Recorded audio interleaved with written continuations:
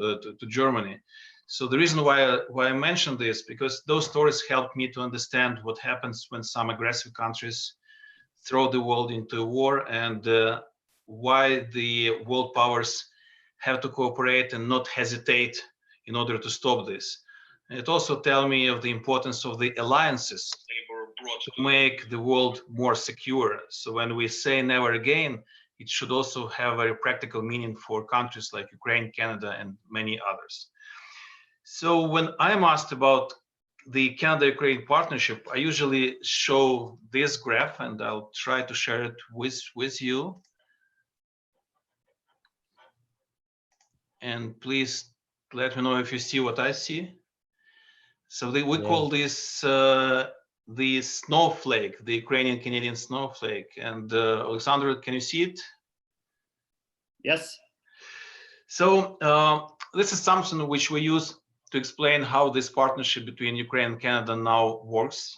And of course, when you look at it, sorry. First, you understand that it's very diverse.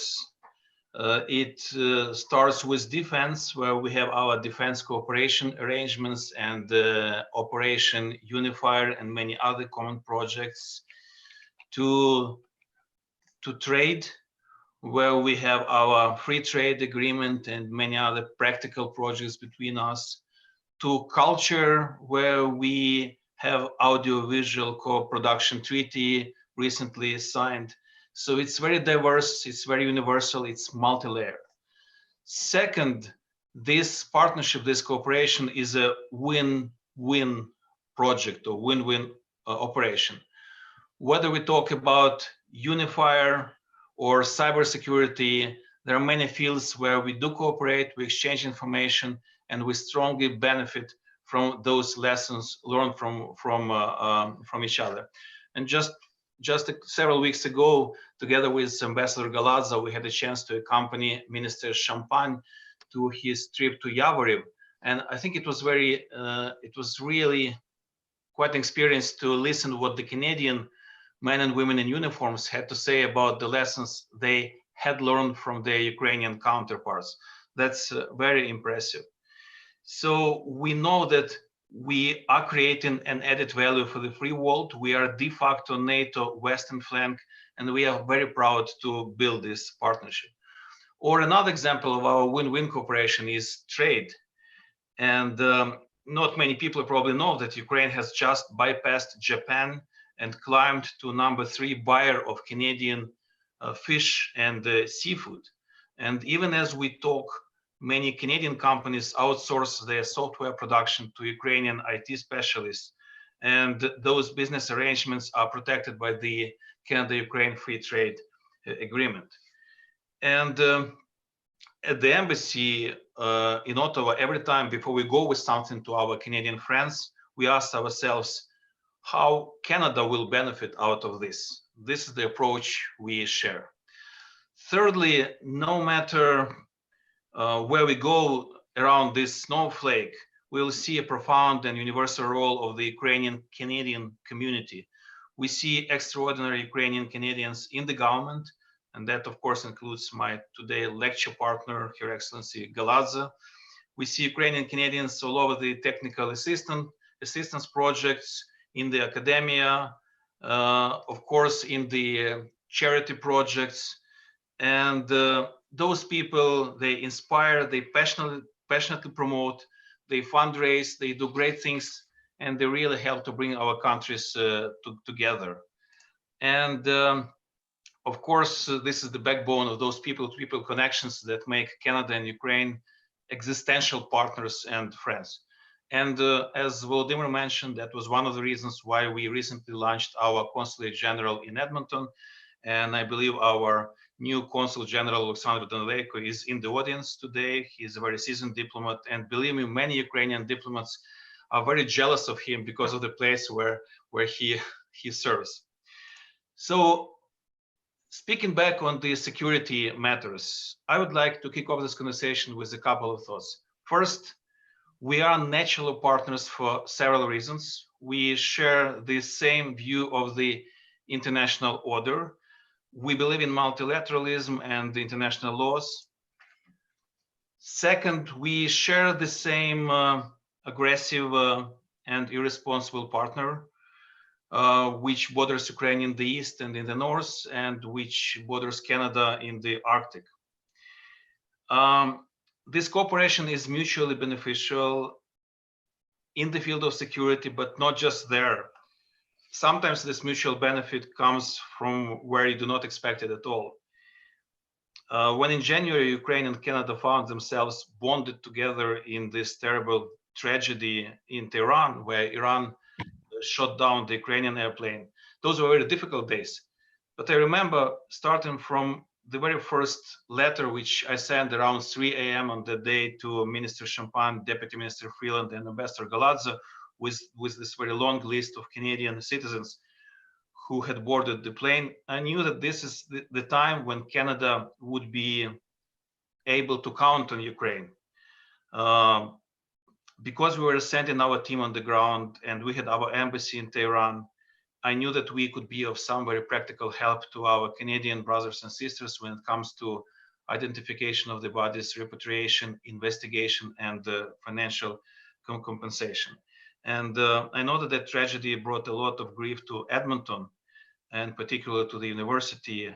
And I can reassure that it is just as heartbreaking for us today as it was in January. But one of the many things that I will always remember from January, it was when I switched TV channels here in Canada, just to hear many Canadians saying, we are so lucky to have Ukraine as our partner in this very terrible situation. And I think we've done many good things together. That was the time when we had to walk together through this major pain.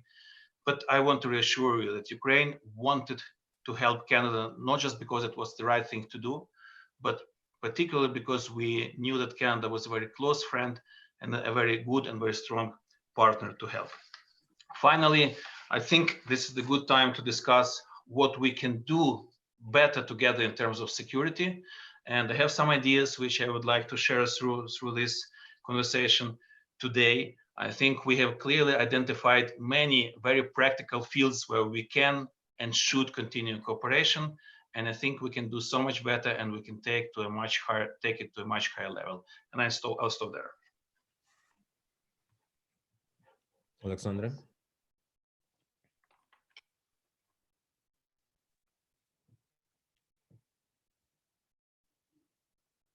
Alexandra. Larisa, now it is your turn. Larisa Galadza, please. Thank you very much. Thank you for the invitation to be with you today. It's my first engagement with the Institute, and I'm delighted. I was hoping to do it in person, but you beat me to it. And because it's also the first engagement of this type that I'm having with the Canadian audience, it makes me feel like I should be giving a bit of an accounting of my time here so far as Canada's representative, but I won't.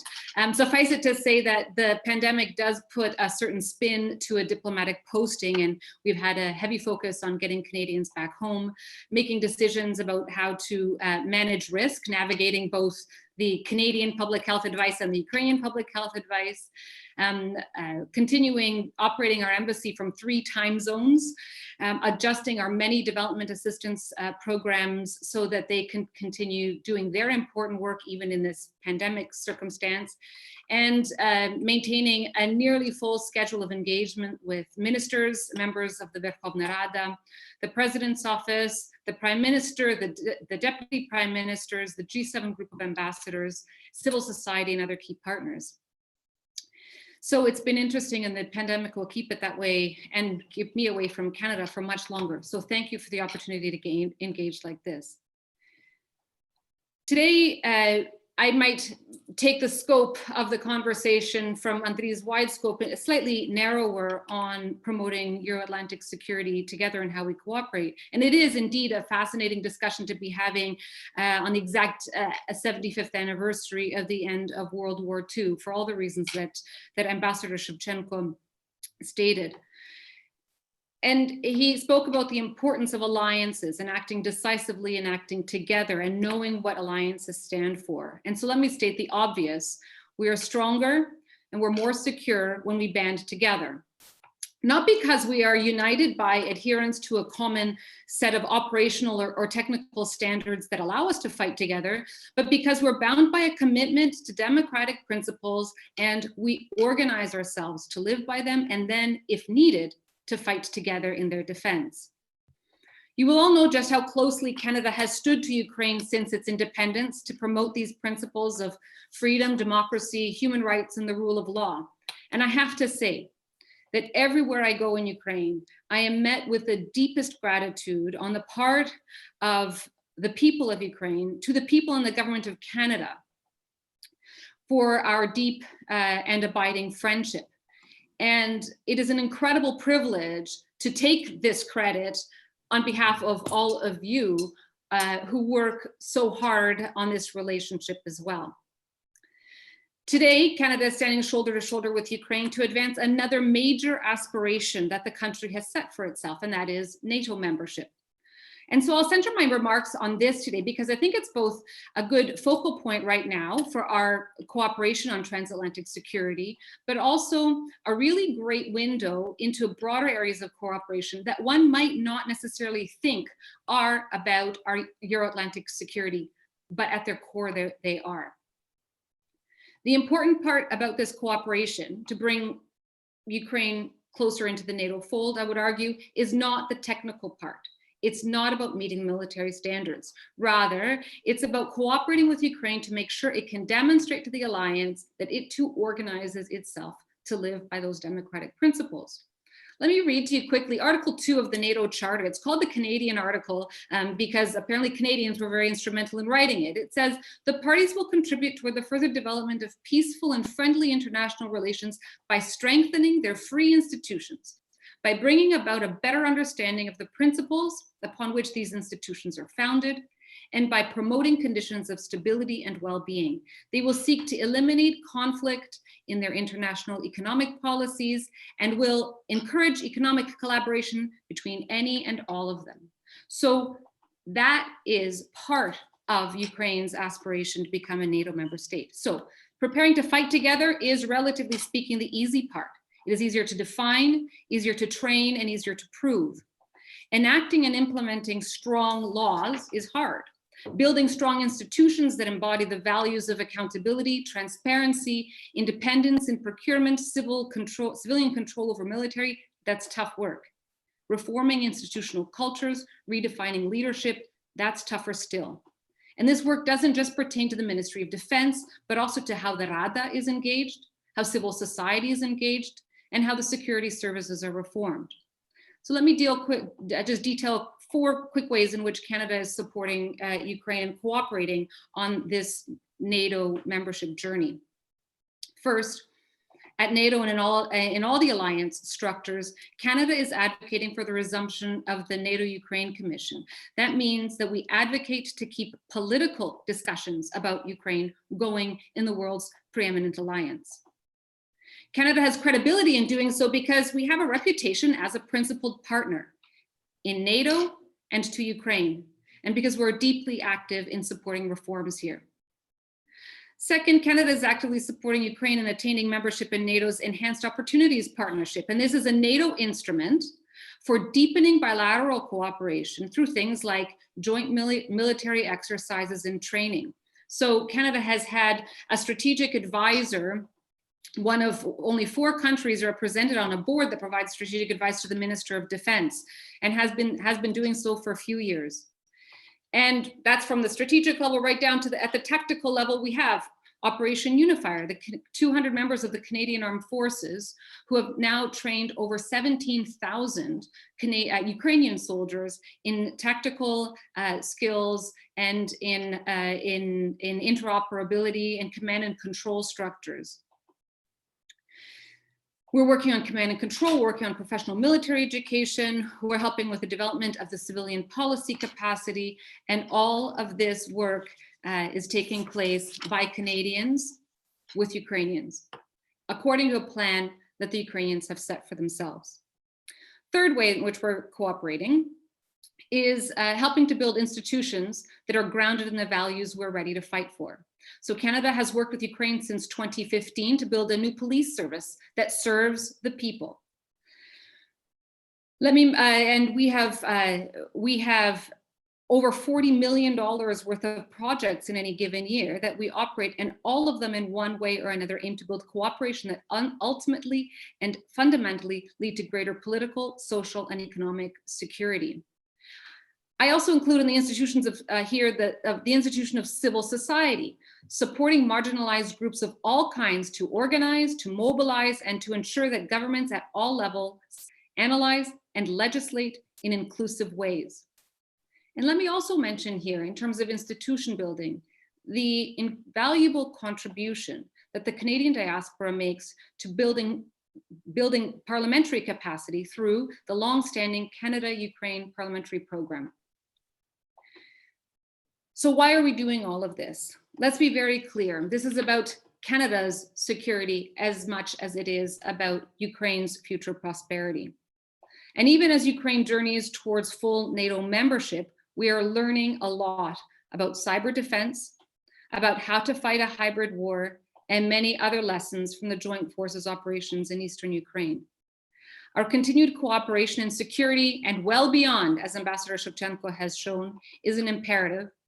And I'd be happy to now let the participants of this webinar take the discussion in whatever way might be of interest to them. Okay, we have some participants who would like to join us with their audio, and also we received some questions via email during last days. So right now we will allow to speak some participants live. So Charita Holod. Charita?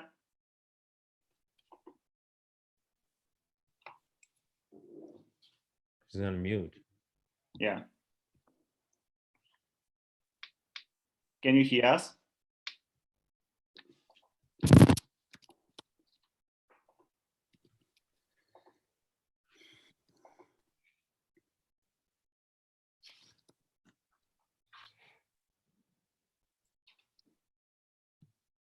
Okay. Maybe next in line. Yeah.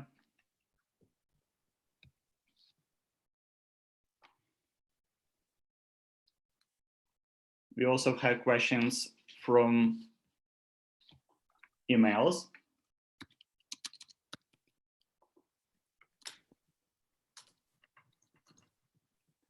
From Marko Levitsky.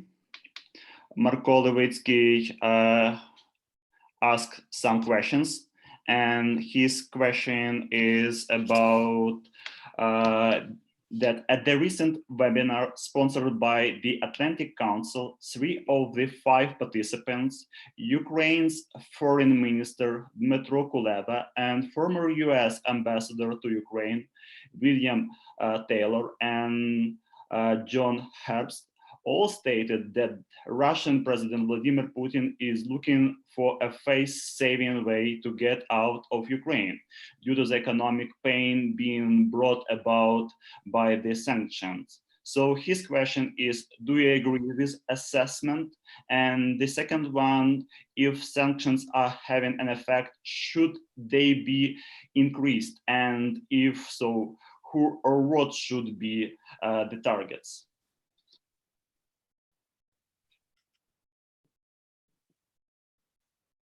I will let Ambassador Shevchenko start.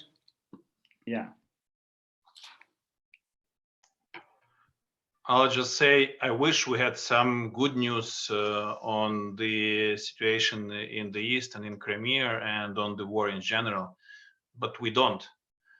And that means that Ukraine is now fighting not just the war against the pandemic, but as early, it's the war for its sovereignty and independence. And something which I would really like to stress, it's this conversation on the sanctions, because we see how Russia is trying to use the pandemic situation actually to convince some of our partners in the free world that this is the time to review sanctions, so maybe to soften this policy. And I actually see the situation quite differently. if there is a chance actually to get some transformational changes, if there is a chance really to make Russia change its behavior, this is the time. And I think this is the way we should treat the situation, not as an opportunity to review the sanctions policy, but actually as an opportunity to make it finally work and to make the most use out of it. So if there is if this whole pandemic situation really puts the world into a new position, let's think creatively how we can actually use it to make sure that Russia gets back on the right track. But for now, there are no signs of that. Actually, quite the opposite. We see how Russia actually has been trying to use the pandemic situation to its benefit, whether it comes to its so-called humanitarian assistance. And in Ukraine, we know quite well what humanitarian convoys mean. That means that more ammunition and weapons come to Ukraine. So I think there are some countries which have very pervert understanding of this word humanitarian assistance, and we should be very careful when Russia starts talking about humanitarian aid. Second, it's the hybrid wars and the information operations, and by now it's no secret that Russia has been trying to make the most use out of this pandemic stress to our societies, when they try to polarize the societies and to spread disinformation, and we should be very careful about that. We have seen a lot of that in Ukraine, and I believe our friends in Canada and in the US are beginning to see that as well. And finally, going back to the sanctions, we see how Russia is trying to use the situation again to change the sanctions policy, and we should not let that happen. Okay, thank you. Her Excellency Larisa Galadza. I don't find that that comment about Russia looking for President Putin looking for a face-saving way out particularly compelling, because I think that if that was the case, he could be making it a lot easier for Ukraine and for the other partners in the discussion. And there are no, as Ambassador Shevchenko has said, there are no signs of that. On the issue of sanctions, Canada's position is and continues to be that these must be maintained. Canada regularly reviews them and looks for additional opportunities to strengthen them. And in the international arenas, Canada is always encouraging partner countries, other allies, to likewise maintain them and to strengthen them where that's possible. So there's going to be no change, I don't believe, from Canada on that. And when I meet with Ukrainian officials, most recently with the Prime Minister, the Deputy Prime Minister, it is one of their key asks, key messages to me, to all my G7 colleagues: do not, in this period of time, when you are being tempted and lured and maybe shown a false narrative, do not be tricked by it, and please maintain your sanctions on Russia. Thank you. We have a question from Andriy Strepkov. The question is, we see that the people-to-people and business connections between Canada and Ukraine are growing. Are there any plans to expand these relationships in the near future? Are there any new programs, events, agreements expected? Let me start. I can start on the business side, because as many of your viewers will know, in 2017, in August 2017, the Canada-Ukraine Free Trade Agreement was ratified, and built into the agreement is a provision for a review of the agreement for potential expansion after 2 years. And it's hard to believe, but those 2 years have now come. And in the fall, ministers bilaterally agreed that they would look at a potential expansion of the Canada-Ukraine Free Trade Agreement into the area of services in particular. And in the trade world, IT is in that services bucket. So right now, the free trade agreement doesn't cover IT, And this is an opportunity for it to do so. And if there's one thing that I have been absolutely amazed amazed by here in Ukraine, it's the creativity, the economic generator that IT is, the quality of the work that's done here, and the huge scale, the place it has also in the world. By the way, I mean, talk about business-to-business ties. More than half of the top 10 biggest IT companies in Ukraine have a physical presence in Canada. So the ties are there. And I think that the possibility of expanding the Canada-Ukraine Free Trade Agreement to cover IT services has huge potential.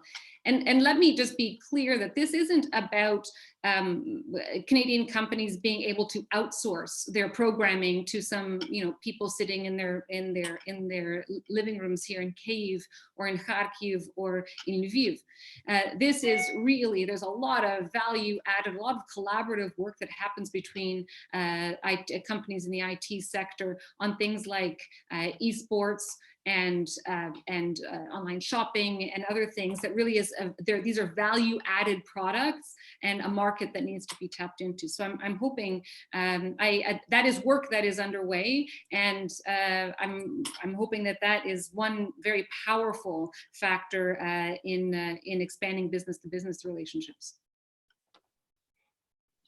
And I can just add one more item, and it's something which both Ambassador Galadza and myself are working on.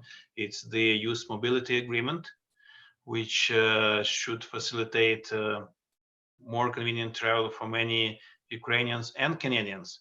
And in practical terms, that means that young people will be much easier for them to go for up to 1 year of study and work in the other country. So even when probably it's not the best time to practice mobility, but this is definitely a good time to see how we can advance in terms of increasing mobility between our citizens, for our citizens. Thank you. And the next question is from Danielle Scott. The question is, where do you see the greatest opportunities in Ukrainian-Canadian academic relations? What mechanisms are available to support this? What is your forecast with regard to having Ukrainian students come to Canada to study? Well, I wonder if Yars and Volodymyr have something to contribute on this. But I'll just say one thought to start this conversation. For us, it's a great priority to find good ways how we can bring Canadian students and Canadian professors to Ukraine for a semester, for an academic year, for an internship. We want to make it a genuinely two-way street, two-way cooperation. So that's a big priority for us. I think one way that another way we could do it also is to strengthen the network of centers of Canadian studies here in Ukraine, because there are a few. It's not a well-resourced plan, shall we say, but I think that technology and mobility in general would allow us to do that, and that is something that I plan to pay more attention to just as soon as I can get out of Kyiv again. It was one of the many things that was canceled in the last couple of months, has been trips to see some of these places. Okay. Our next question from Jerry Kopach. It's really a short question. And the question is, what effect does Canada have on the US policy vis-a-vis Ukraine?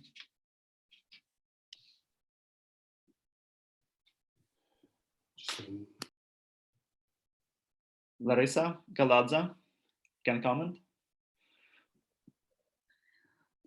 The United States is chair of the G7 this year, and as many people in Canada will know, the G7 group of ambassadors here in Ukraine are incredibly active in supporting the reform agenda.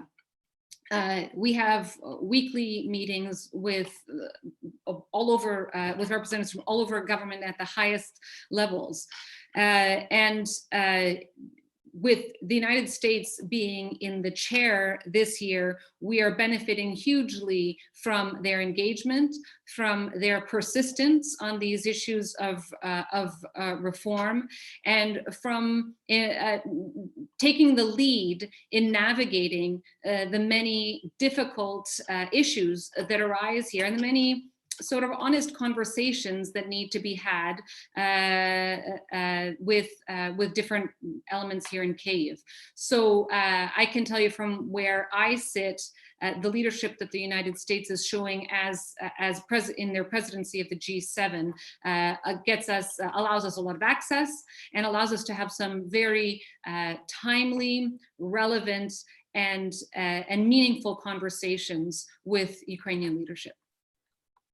I'll just add that Canada has been playing a major role in defining the collective approach of the free world towards Ukraine and towards Russia.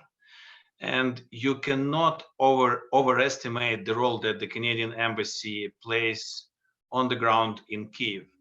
So it's a de facto leadership role on many issues. And I think Ukraine has been strongly benefiting out of that. And I think in very practical terms, we should really use the authority, the high profile and this extraordinary reputation that Canada has in the international field. And I think that will be to the benefit of Canada, to the benefit of Ukraine, and to the benefit of the free world. And actually, if we can use this conversation for some kind of brainstorming, I think we should actually be creative about how we can use this Canadian potential in a more useful way. One of the ideas that we have been discussing in our embassy is how we can actually, make a better use of this very special partnership that we have with the three major North Atlantic powers, US, UK, and Canada. We call them the Atlantic Trio. Our four countries already closely coordinate on the security matters through the NATO tools, through military training operations. We have this Quint format, which includes the three countries I mentioned, and also Poland and Lithuania. Those three countries, US, UK, and Canada, already closely cooperate on Ukraine and Russia-related issues, on the sanctions, the exchange intelligence through the Five Eyes. I think we can do more together if we find some good, efficient ways to institutionalize this cooperation. So that is just one of the many ideas how we can actually use this Canadian role, this Canadian influence, not just bilaterally, but on a much greater scale. So this Atlantic trio or North Atlantic trio is one of the ideas we should think more about. Thank you. We also have a question from Roman Zakalyuzny from Calgary. And the question is, what progress has been made in the area of lethal weapons procurement for Ukraine, especially the supply of Canadian military equipment to Ukraine, especially when compared to that of the United States?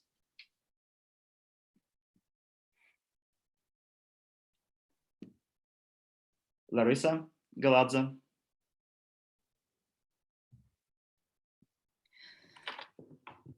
Thank you. I don't know the exact date, but it was not long ago that Canada lifted the restrictions on the sale of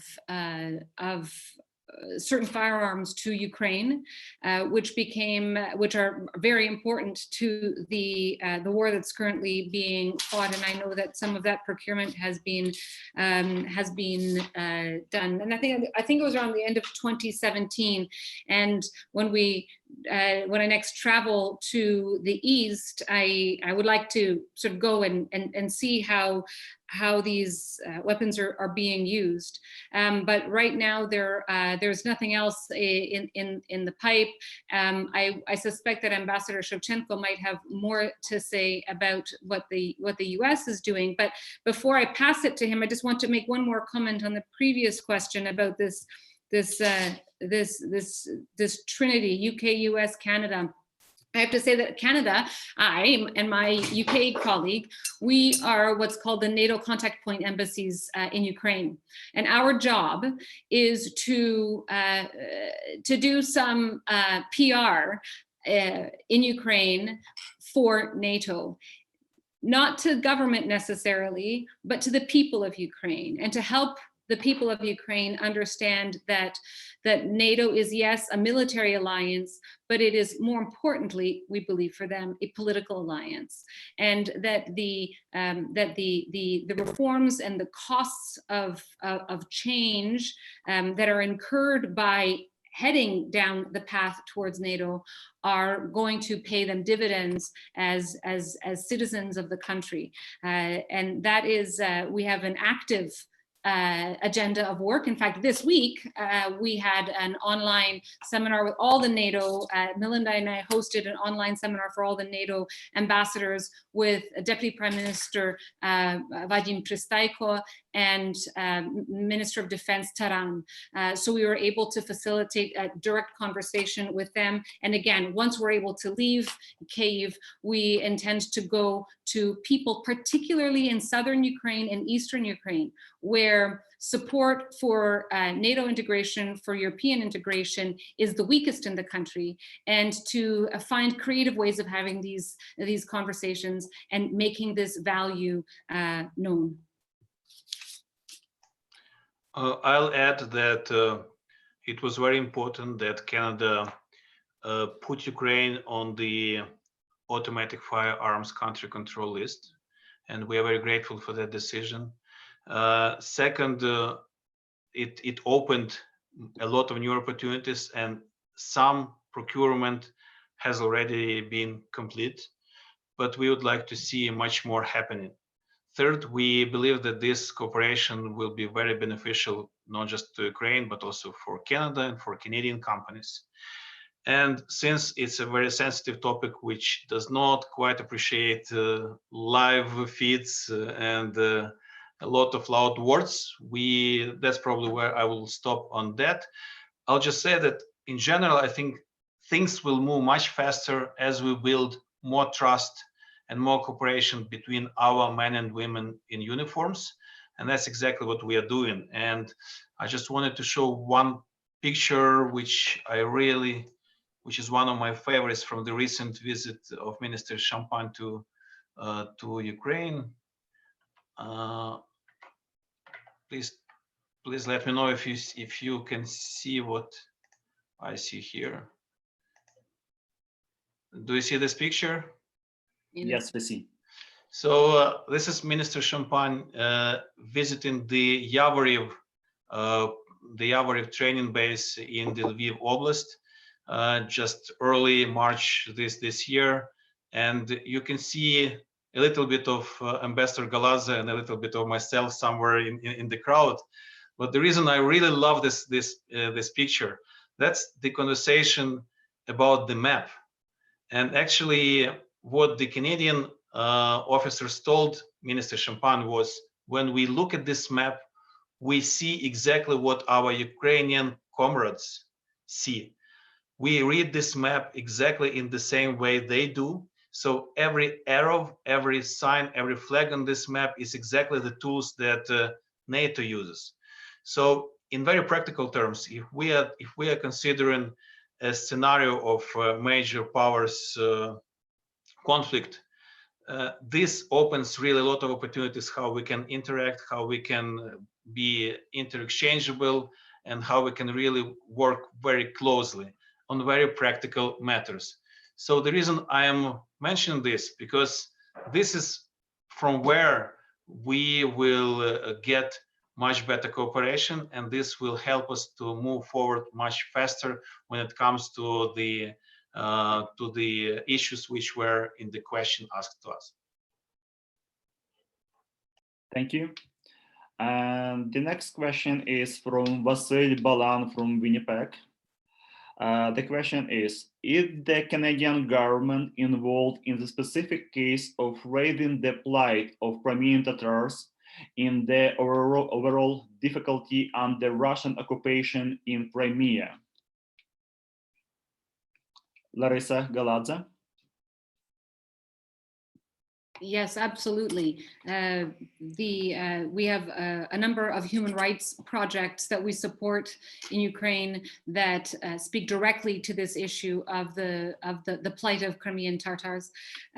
We also we have a mechanism to support on a very local level the work that takes place by human rights defenders, lawyers, civil society activists, people who put themselves in harm's way often in order to keep the issue of Crimean Tatars alive in the public consciousness and continuing to get the Ukrainian government and international bodies to work on this issue. So we are active with them and have great relations at all levels with a good number of the activists that represent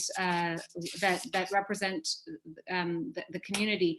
I would say also that we are active in promoting the Tatar culture and identity here in Ukraine, so that it is better known, with a much wider audience, and it's that also part of our local our local support.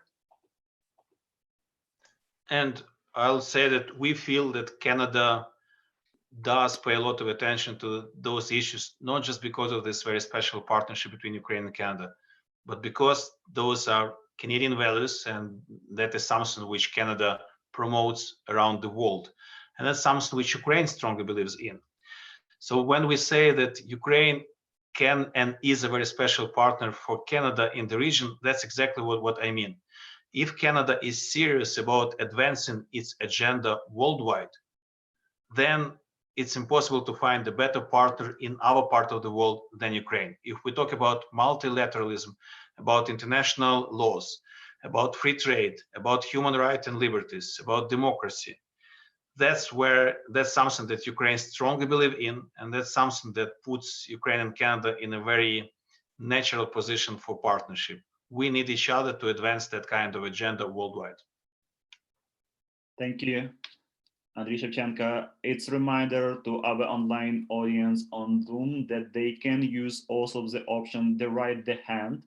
It will allow us to join you with your audio. So please use this option as well. And for our audience who is writing questions in Q&A section, please keep them really short.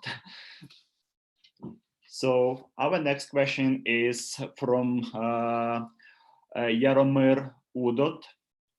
The question is, the Unifier program was launched in 2014, and since then, many Ukrainian soldiers were trained along with the Canadian military professionals, with other kinds of cooperation in the realm of the military collective security and planned in the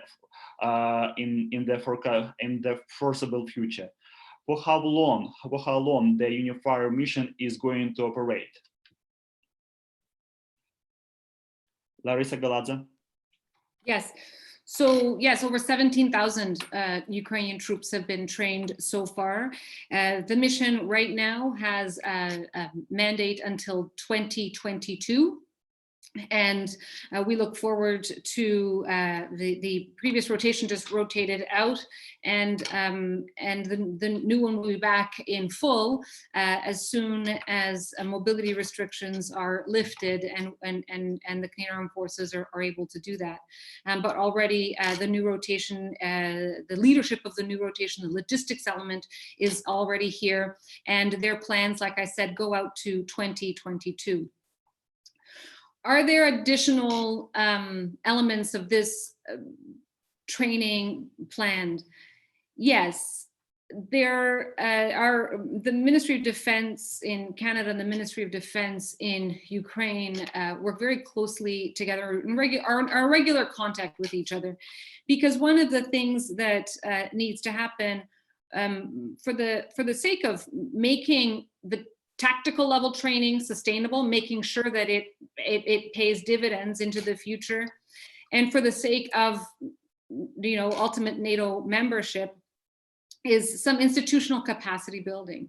And as I said in my opening remarks, I think that in the areas of professional military education, in the area of command and control, and also in the area of building a civilian policy capacity that isn't about former soldiers taking off their uniforms and becoming advisors, but real civilian policy capacity. These are all areas that we hope to develop. We also think that in the area of gender analysis and integration of gender perspectives into the Ukrainian armed forces and the defense policy. This is an area that can be strengthened as well, and an area in which Canada has significant experience and is very pleased to share, again, because gender equality and taking these perspectives into account we have found to be of huge value in the Canadian system, and we can share that with others. Thank you. And if I can add, well, first, we are very thankful to Canada for keeping the unifier running even under the pandemic circumstances. Even as we talk, there are about 60 Canadians serving in Ukraine. And we are looking forward to bringing the unifier back to its full capacity as soon as the circumstances allow us, because we need the training just the way we needed it in 2015 when it was launched. And I'm afraid to say we'll need that for some time in the future as well. So we greatly appreciate that. And I think we should be more ambitious about the future of this operation. I think not we just should talk about how we bring Unifier back to its full potential after the pandemic. We should think about what happens after 2022. And that could also obviously include the directions that Ambassador Galadza just mentioned. I think we can discuss the scale of the training operations. Unifier has traveled a long and very impressive trajectory and evolution since 2015. And this progress is just amazing, and that inspires us to do much more. One of the directions where we can create more added value is our cooperation in the Black Sea. And Unifier could help us to greatly increase our defense capabilities on the sea. And we already have some cooperation. We actually hosted in Ukraine frigate Fredericton. And I'm very sorry now to hear all this tragic news associated with the frigate. So there are many other good things we can do together with Unifier or based on the Unifier experience.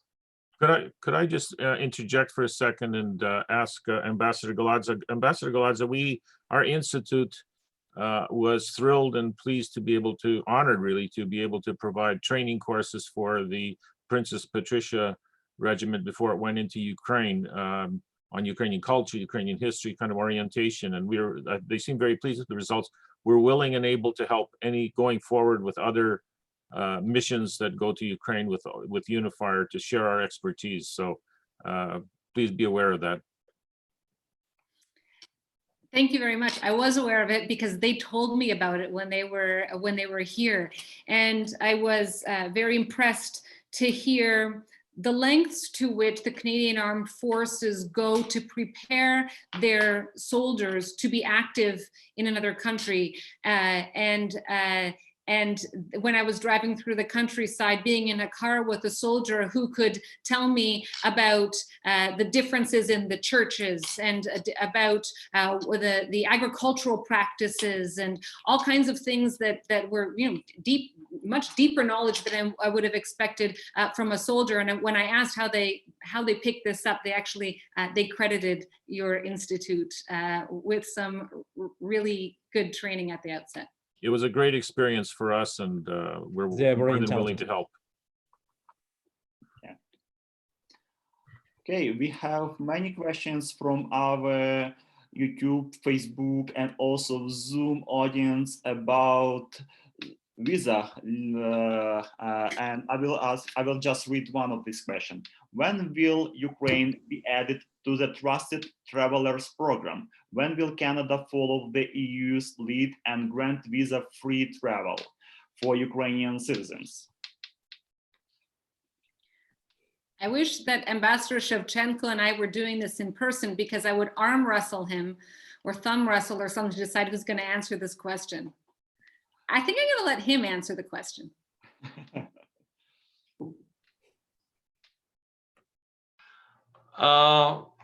Yes, well- because we received at least 15 questions in this about this matter. I'll just say I strongly believe it's something that both the Ukrainian government and the Canadian government want to do, is to make sure that we can create all the best opportunities for our citizens to travel. And I think we have some limited progress, and we have some encouraging plans. And I really hope that we'll keep moving in that direction. Over the recent years, there has been some progress, and we are grateful to Canada for improving the application process for Ukrainian citizens. But of course, we are much more ambitious than that. And I strongly believe that in the foreseen future, we'll start moving towards the visa-free regime, and we'll see it one day, and I hope it's going to be rather sooner than later. Thank you. That was allowed me to collect my thoughts. I had an interview today with Daniel magazine, and he asked also about visa-free, and I told him I was convinced that there were only two things that every Ukrainian knew about Canada. One is that it's cold in Canada, and two, that Canada should lift its visa requirement on Ukrainians, because I get the question everywhere I go. And I feel particularly, I don't know if it's honored or strained or stressed by this, because I used to be responsible a while ago for visa policy in Canada. And so I'm intimately familiar with how that policy is made, and how the decisions to impose and to lift requirements are made. And Ambassador Shevchenko is exactly right. I think there are opportunities on the horizon for us to deepen our understanding of Canada's visa regime, of the identity management, border management practices here in Ukraine, and to understand what the path forward looks like. And the one thing I always say, it's a different path than that which the Europeans have. And so while there are some parallels between the process for lifting the visa requirement by Europe and Canada, there are a lot of differences. And I think that very soon we're going to get into some deep discussions about that, but also about a number of other issues related to migration that will be mutually beneficial to Canada and to Ukraine to discuss. Ambassador Shevchenko mentioned the Youth Mobility Agreement. But there are others. There's potentially a good discussion to be had on dual citizenship and how Canada manages that. There might be good discussions to be had about passport standards, about biometrics use, about electronics, electronic applications and things like that. And also about the border controls and pressures from on our migration systems. So this is something that I'm looking forward to, because it is in fact an issue that's near and dear to my heart. And Alexander, if you allow me, I just saw Nick Kravitz's name in this streamline, and he's one of many Canadians who actually campaign a lot for visa-free regime for Ukraine. And I think it's very important work, and I think it's a very new narrative from what we used to have 5 or 10 years ago. Now this visa-free regime for Ukraine has become, in many senses, a domestic Canadian issue, and as something for a discussion inside of Canada. and for a good, thoughtful conversation about how Canada deals with this policy. And I think this comes from a very deep understanding that Canada and Canadian citizens and Canadian businesses would also benefit from this visa-free regime in the future. So I would just like to thank to all those Canadians and Ukrainian Canadians who pay a lot of thoughtful attention to this topic. It's a complicated issue, and we have to walk it with eyes wide open.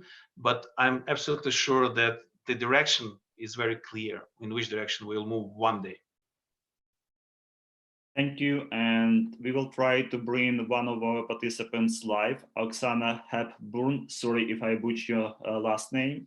So you can speak now. You can try. Do you hear me? Yes, we can. First of all, congratulations on this outstanding event. It's very, very informative and helpful. My question deals with Minsk. Former ambassadors to Ukraine from the United States have suggested that Russia might be able to trade sanctions for peace. However, we know, and they have admitted, that Russia will not do anything without some pressure. What do you ambassadors think about the pressure being Ukraine's membership in NATO? That's one question. My follow-up question is that Minsk, for all purposes, is dead because Russia has breached it. And perhaps it's time for a leader like Canada, highly respected, neutral, to put forward with other partners a new peace plan for Ukraine. It is very important to do something like that now because President Zelensky is under phenomenal pressure from inside his government and from Russia to cave as much as he can. I would appreciate your comments on that. Thank you. I can start. Well, first on NATO, obviously this is one of the ways to move forward, and we strongly count on Canada supporting Ukraine's membership in NATO. We are very grateful to Canada for playing a formal role as a liaison country, something which was mentioned by Ambassador Galadza. We are very thankful to Canada for clear support for EOP for Ukraine, and we hope that will go as well for membership action plan for Ukraine. For many reasons, for some historical reasons, Canada has always been a leader of the free world when it came to Ukraine. Whether it was about recognition of Ukrainian independence or about World Trade Organization, and we believe the same can and should happen with NATO. And for the same reason, I think Canada can play an extraordinary role in creating an efficient peace plan for Ukraine, because again of its very special, unique leadership role inside of the free world when it comes to Ukraine and when it comes to dealing with the issues of the Ukrainian independence and Ukrainian security. And one comment on the Minsk process. I think we can clearly see that Russia tries to make as much as possible out of this format, and we can acknowledge that we see increasing pressure from Russia trying to put us into direct conversation with the so-called republics and with their mercenaries in the occupied territories, and they are trying to use different tools for that. But overall, I think there is very clear understanding of all the possible benefits and all the shortcomings of the Minsk format. Thank you. Larisa, Galadza? Minsk is fascinating to watch, and one might think that of a process that really seems to be stalled.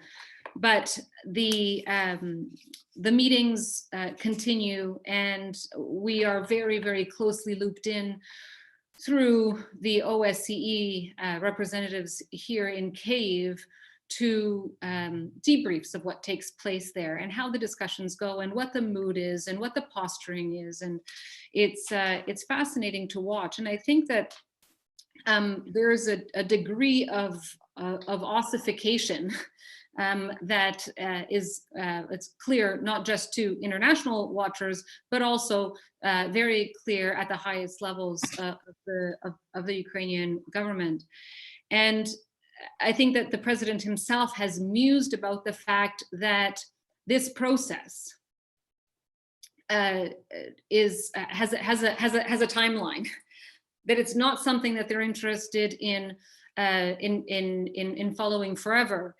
And just this week, and so we see Ukrainians making attempts at sort of shaking things up inside the Minsk discussions a little bit. And just this week, we saw some new members added to the Ukrainian delegation, including members of the Rada, committee chairs from the Rada, and other senior officials, and including an elevation of the status of Deputy Prime Minister Reznikov in the Minsk process as deputy to former President Kuchma. So just in the last week or two, we see a strengthening and a greater coherence in that effort on the part of Ukrainians, of the Ukrainian delegation at Minsk.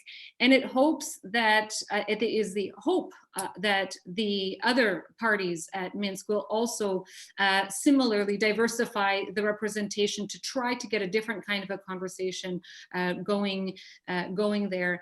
And you know, for our part, from the embassy here, in a bilateral kind of a way, we maintain a close working relationship with the various entities involved, and most recently a number of very good discussions with Deputy Prime Minister Reznikov and his office about ways in which Canada could additionally support some way out.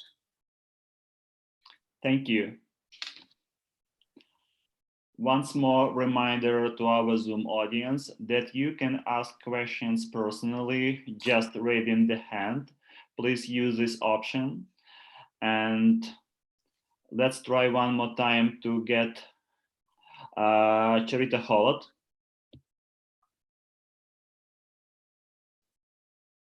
Charita? Yeah, unfortunately, it's not working. So we have a really simple question, but really important question from Andriy Boychenko.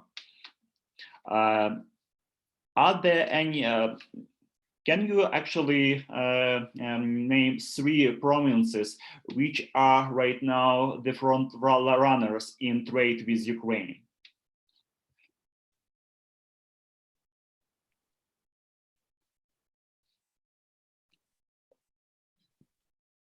Larisa?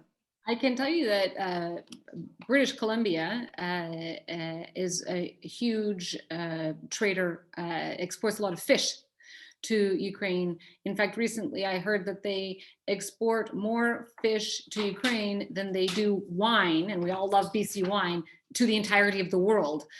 So it is that is a significant export from British Columbia. Andriy? And I don't have numbers handy, but I wouldn't be surprised to see usual suspects there. That would include Alberta, that would include Ontario and Quebec. But if I have the numbers split by provinces in the next several minutes, I'll share them. Can I just join in on Quebec? The export of cultural products and cooperation between cultural industries, especially book publishing, is also significant. Thank you. And we have some questions, and I will try to just summarize them. So they are about Canada-Ukraine cooperation, about the hybrid war, and especially Russian disinformation. So the questions are to both our panelists. What are our embassies doing to prevent, and how they are doing this to stop spreading disinformation? I can start saying that this is one of the natural fields for our cooperation. And when I say those natural fields, again, we're talking hybrid war tools. We also talk in cybersecurity. That means that we can share this experience, how we in real time fight Russian cybersecurity and hybrid attacks. And that is something which is already happening, both bilaterally and a lot through the tools, through the NATO tools. And there are other avenues of cooperation between our law enforcement agencies and our secret services and our special agencies. That would also include fighting counterterrorism. And there is very good exchange of information between us, and some other issues like human trafficking or money laundering, you name it. But again, going back to the hybrid wars, we feel that this is exactly one of those fields where Ukraine can and is already creating added value for the free world and for our NATO partners. Let me add to that. There are many, many ways in which we cooperate with Ukraine on this. But let me start with the last elections. When Canada sent experts here into the technical bowels of Ukraine from the RCMP to watch in real time both what was happening and how Ukraine was responding to that form of attack during the elections.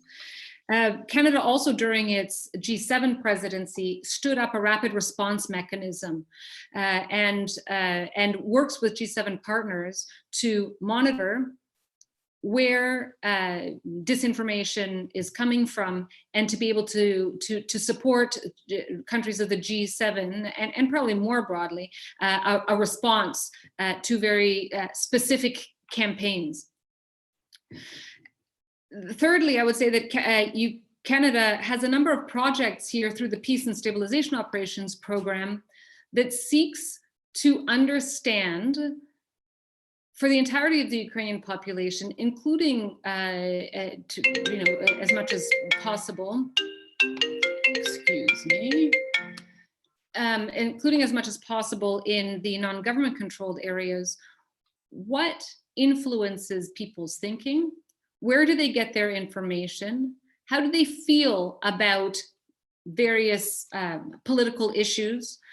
How do they feel about Ukraine joining Western institutions? And where they feel that they are being well served by the government in Kyiv, where they feel they're not being well served by the government in Kyiv, but probably most importantly is our ability to understand where Ukrainians in particularly vulnerable parts of the country, where they get their information, how they consume it, so that the government of Ukraine and its partners can tailor and target its own messaging in a much more effective way. Could I just point out that our institute sponsored in the fall a conference on disinformation, which was very, very successful. And that in some ways, the work of our institute deals broadly with the question of disinformation, because we do solid, scholarly, objective, historical research. And part of the disinformation campaign is waged through the academic arena, through scholars who produce tendentious scholarship on historical issues related to Ukrainian-Russian relations. So this is something that is an ongoing task of our institute.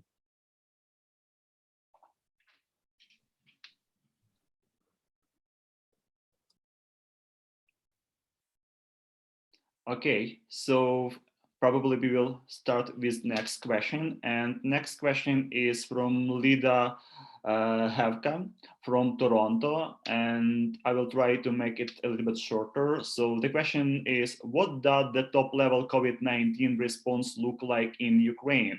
Besides the crisis management aspect, how can it be done strategically to leverage Ukraine's strongest industrial sectors and thus boost national health and economic security? Probably we will start with Ambassador Shevchenko. Well, I think we witnessed quite a swift and efficient response to the pandemic in early March. Ukraine moved very quickly with the quarantine, and as you know, that's what many or some Eastern European countries did, and it looks like it was quite efficient. But there are a couple of things which make the pandemic situation special for Ukraine. First, Ukraine does not have such vast financial resources to help the economy, to help small and mid-sized businesses and all those workers affected by the crisis. So we can anticipate that the pandemic will badly hit the Ukrainian economy, and is going to be major challenge for the Ukrainian economy in the months, maybe years to come. And that's why we strongly count on some financial support for Ukraine in this situation. And that's why we are now so much focused on our conversation with the IMF and with our other partners. Second, we should also remember about the situation in the occupied territories. If you think about the tribal land in the occupied territories in the east of Ukraine, about the occupied Donbass, think about possible impact and consequences of a major pandemic outbreak in the east of Ukraine. We understand that the health infrastructure there is very poor, and we understand that it can be a true humanitarian catastrophe for the whole region. So that's why Ukraine is very concerned about that, and that's why we're trying to build international support for Ukraine in fighting those specific challenges. And one last detail on this, we also seek ways how we can help the world and how we can help Canada.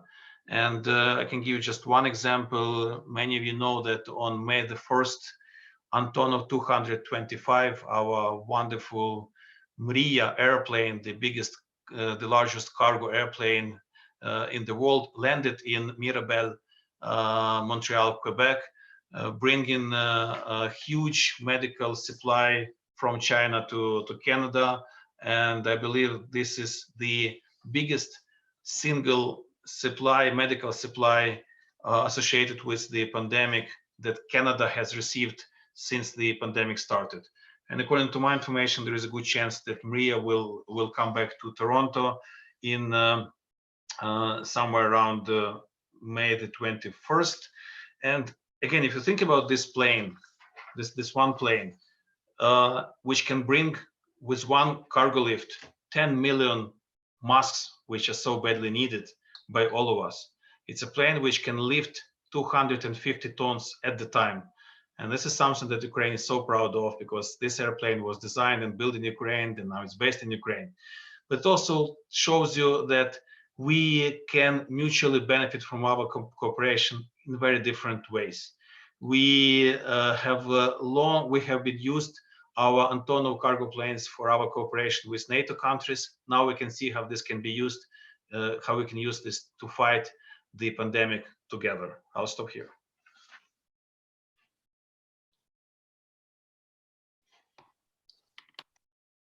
Thanks. It's a good question. I think that first of all, my interactions with Ukrainian officials over the last couple of months, they've been very interested in how Canadian industry has been mobilized, has retooled to respond to the pandemic. And there are many good stories to tell. And in fact, a lot of those stories are making their way through social media to Ukraine.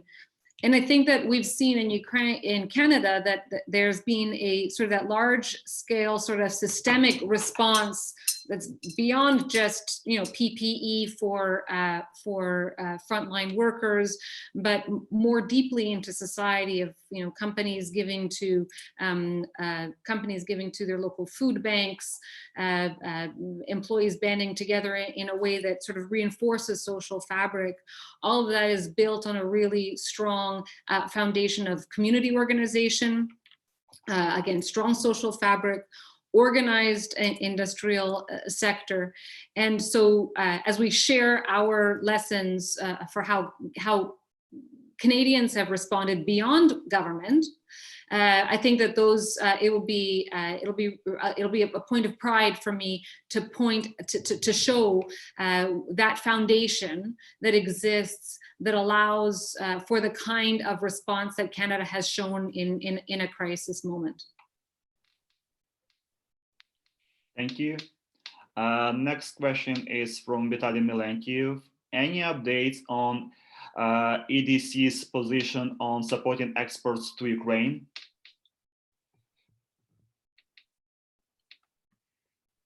Larisa Galadza, please. I'm afraid not. I know it's a very big and burning issue. It was one that Ambassador Shevchenko talked to me about at length before I came out. But at this point, there's nothing that I can report on this webinar. I'll probably say more on this.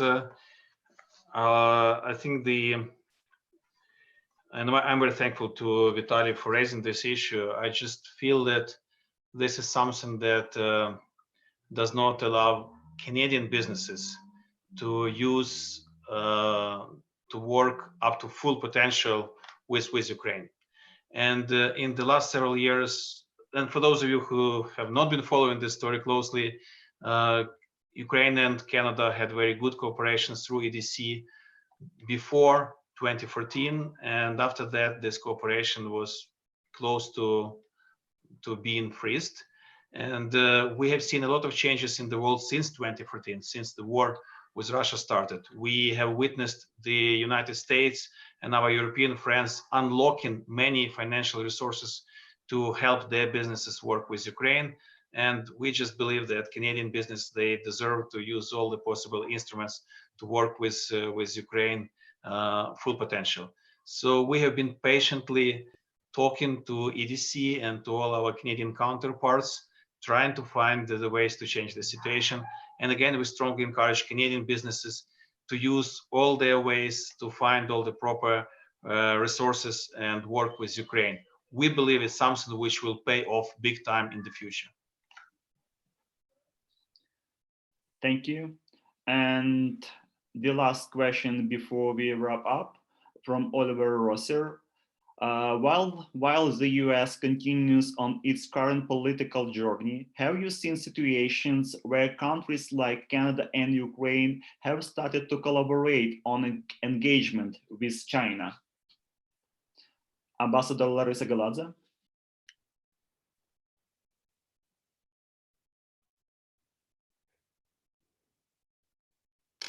I'm not really certain that I understand the question.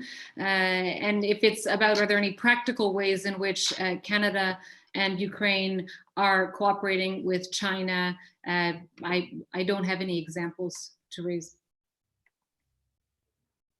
I'll maybe say that if it's not just about China, but if it's about how Ukraine and Canada can cooperate in this world with clear lack of leadership, then I would say there are plenty of ways to do so. And I think this is exactly the direction we are moving into. And whether it's about PS 752 or about climate initiatives or about human rights initiatives or about free trade agenda, again and again, we will find Ukraine and Canada doing the same thing, fighting for the same cause. And again, in this very complicated world with lack of leadership on many issues, this kind of cooperation between countries like Ukraine and Canada is crucial. And this should be highly beneficial to the world. Thank you, Larisa Galadza, and thank you, Andriy Shevchenko. I am transferring the floor to Vladimir Kravchenko to wrap up our session, and then we will allow Larisa Galadza and Andriy Shevchenko to say some final words as well. Thank you. Thank you very much. It was an honor having you, and I learned a lot about some difficulties, some perspectives in Ukrainian-Canadian partnership. Of course, I understand that diplomatic status is very strict, and sometimes some sensitive issues cannot be discussed in the same way as we used to do it in the academic community. But we need to understand how can we possibly be of some help to our diplomats if they need our help, if they need our expertise. Because during my tenure in the office, I cannot recall when the last time somebody from the provincial or federal government contacted us asking us about Ukraine. I'm not so sure that the same can be said about Ukraine, but recently Ukrainian academic expert community was a little bit confused with the way of communication between the experts and Ukrainian new government. So we just need to understand how can we be helpful possible. And speaking of Ukrainian and Canadian strategic partnership, let us not forget that Ukraine is not a very easy partner for any country. Sometimes it's difficult to understand Ukrainian priorities, and it's all not just about Ukrainian neighbors. It's sometimes about Ukrainian predictability, about Ukrainian internal stability, about Ukrainian reliability, because business wants to understand some rules.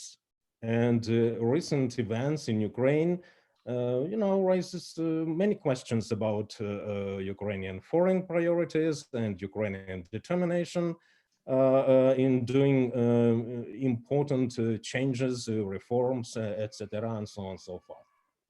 And speaking of Ukrainian-Canadian academic partnership, I would say that it is not easy sometimes to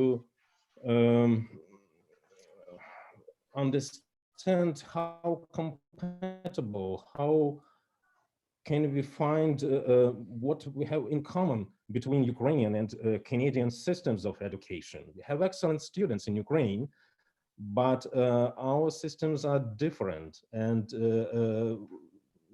like I said, for example, judging from my own personal experience, it took me several years to understand this difference and how different Canadian students are compared with Ukrainian students, especially when it comes to the humanities. I'm just historian, and it's easier for me to operate using our specific jargon of, Ukrainian studies, Canadian studies, identity issues, and so on and so forth. This was very good opportunity for us to bring two distinguished diplomats and two people we know about your academic background. So I believe it would be easier for us and for you to understand each other. And you are welcome, of course, to join many other our events. We would be happy, we would be honored to have you on board, and let us know. Like I said, I started with this, how can we help you if need be? And this event Jars mentioned about recently, when we did our best to orient Canadian soldiers, Canadians military, what is Ukraine and what they expected to do and not to do.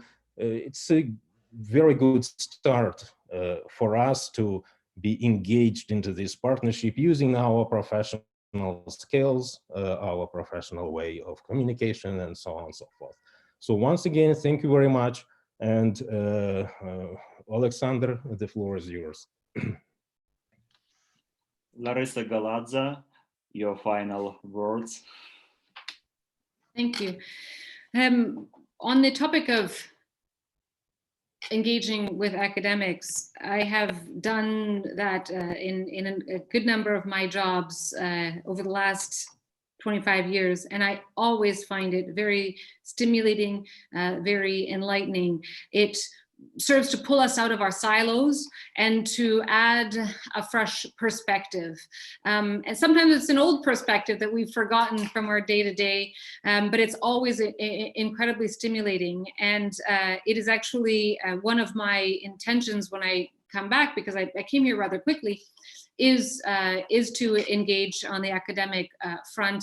And what I would say is when, if academics in Canada are interested in what's going on here in Ukraine and want a slightly more micro look at the kinds of things that were just mentioned, in particular the reforms and the toing and the froing and what's really going on, you know, we are available here from Kyiv, and in smaller discussions with our trusted partners, we could have some very interesting discussions. But let me end on the relationship. There's no doubt that this is a mutually beneficial relationship, and built as it is on incredibly strong people-to-people ties, growing business-to-business ties with huge opportunities, and most importantly, built as it is on a set of common values and interests that stem from those values. There is a lot that Canada and Ukraine can do for each other, but potentially more importantly, together in a world that is finding old structures very confused, that is out of balance from the power dynamic that we had become used to. And as middle powers with large influential neighbors that share the same values and have these ties, I think for me it's a very exciting time to be here, to have such a great colleague like Ambassador Shevchenko on the other end, really rowing together in the same direction for mutual benefit.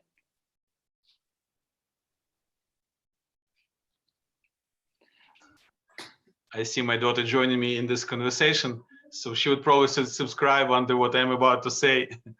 And what I want to say is, first, to those of us, I think she has a strong view on many issues. Okay. We will definitely have hundreds likes right now. Well, now you know how the Ukrainian residents operates in these circumstances.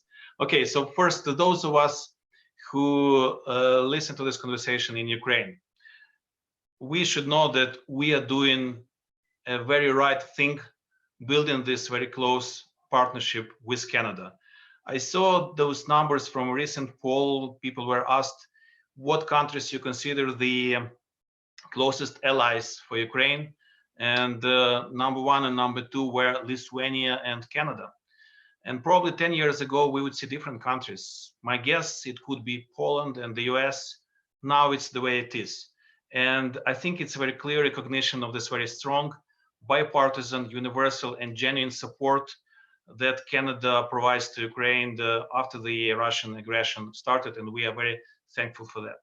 Second, to those who watch this, who listen to this conversation in Canada, I just want to leave you with very good understanding that strong partnership with Ukraine is something that Canada is already benefiting from and will benefit much more.